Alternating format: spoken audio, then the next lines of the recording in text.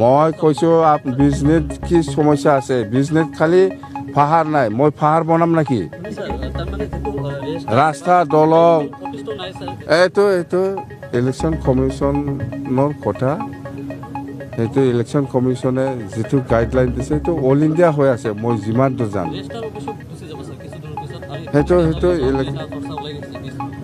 সেইটো হ'ল আপোনালোকে সেইটো মোক সুধি পেলাই মোৰ পৰা ক্লেৰিফিকেশ্যন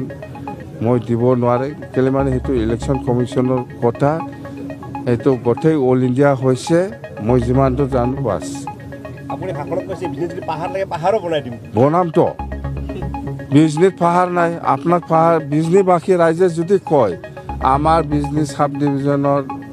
একটাও পাহাৰ নাই পাহাৰ বনাই দিম সেইটো এডমিনিষ্ট্ৰেশ্যন ল এণ্ড অৰ্ডাৰ কিবাটো মোৰ হাতত নাই সেইটো ল এণ্ড অৰ্ডাৰৰ কথা ইলেকশ্যন কমিশ্যনৰ কথা সাব ডিভিজন হিচাপে আমাৰ BTCত যদি 40টা ডিপাৰ্টমেণ্ট ট্ৰেন্সফাৰ হৈ আছে সাব ডিভিজনত হ'ব 40টাৰ ভিতৰত 39 ডিপাৰ্টমেণ্ট আমাৰ হাতত আছে সাব ডিভিজনত কাম হৈ আছে ইয়াৰ বাকী ডিপাৰ্টমেণ্টৰ কি হৈছে হোৱা নাই